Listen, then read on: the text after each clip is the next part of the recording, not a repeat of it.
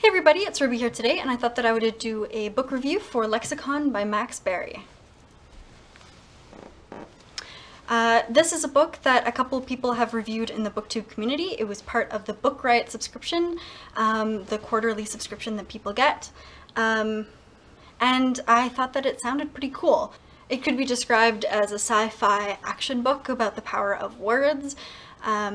It follows two characters as they discover the poets, which are people who are able to persuade people with words and generally have studied psychology and linguistics in order to persuade people. Over time you learn how these two characters connect, but of course I won't tell you that because it's fairly late in the book unless you figure it out ahead of time. Overall, it seemed a fairly appealing book to me. It was a little bit lighter than a lot of other stuff I've read, but it is sort of sci-fi, action, psychology, linguistics, and I definitely like the idea of magic or persuasion or spells or that sort of thing that have to do more with the idea of words and concepts than actual like fighting spells and wands and things.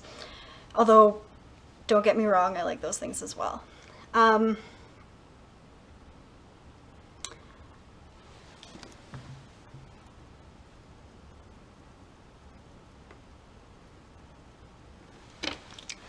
overall, I wasn't sure what to expect.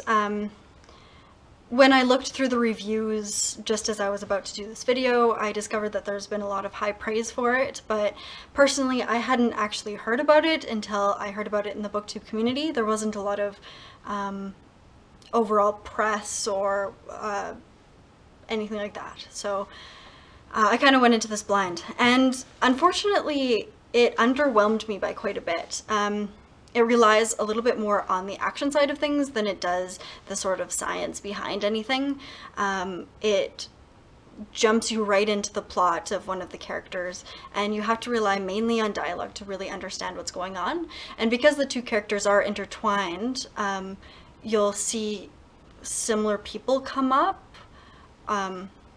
And because the two characters are intertwined, you'll actually see the same character come up in the two different plot lines, but the plot lines differ slightly in where they are in a timeline, so you kind of have to figure out what's going on. And I didn't really understand what was happening until about 3/4 of the way through the book. And for some people that's very interesting. A lot of people like mysteries or figuring things out by themselves. But it actually made me not want to read it past a certain point, because if I didn't understand what was going on, if the writing style already didn't really appeal to me, I didn't really understand why I would have to continue with this book. But it is a book that is the genre that I like to read, so I wanted to do a book review on it, so I did finish it. And I did discover that towards the end, once everything came together and once there was more of an explanation, it was a lot more interesting. It was really cool, but I found that it was almost as though the story arc was better than the actual writing style, if that makes sense. And that's sort of the thing that I have with books, is that if I have something spoiled and I still want to read it, if it still seems pretty interesting, I consider that to be a good book. But if I have something spoiled and I read it and I discover I don't really want to continue because that's all there was to the book, I consider that to be not very good, and that's sort of this kind of book. So if I were to spoil it, I feel like a lot of people would stop being interested in it, if that makes sense. And the other thing too is that because it relied a lot on action and less on the theory of it, the science behind the psychology and linguistics of it, the sort of premise of the poets, wasn't properly explained, and it was sort of pseudoscience.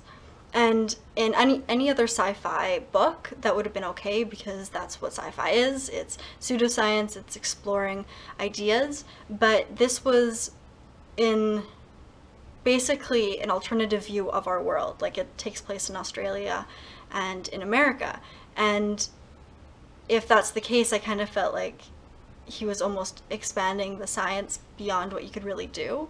He placed people into types and a lot of, I don't know, theories of personality that I don't consider to really be a viable thing anymore, and I don't think that it should be really viable in a sci-fi book. Really, ultimately, I feel like the author should have put a lot more research into what he was actually trying to talk about. So overall, like I said, I think that there was a lot of potential in this book. I think that there's a lot of cool ideas, a lot of cool action sequences. The plot line came together quite nicely. There were some really cool characters.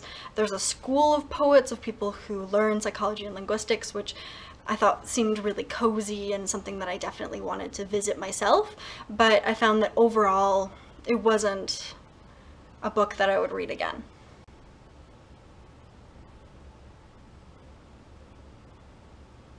And of course, it could just be that I don't like action or suspense, or maybe I just don't like this kind of book, and that's perfectly okay too.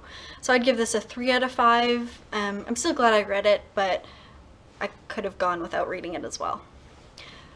So that's everything. I hope you guys enjoyed that review, and let me know if there's any books that you thought that you'd really like, that spoke to you, and once you started reading it you actually found that you didn't like it all that much.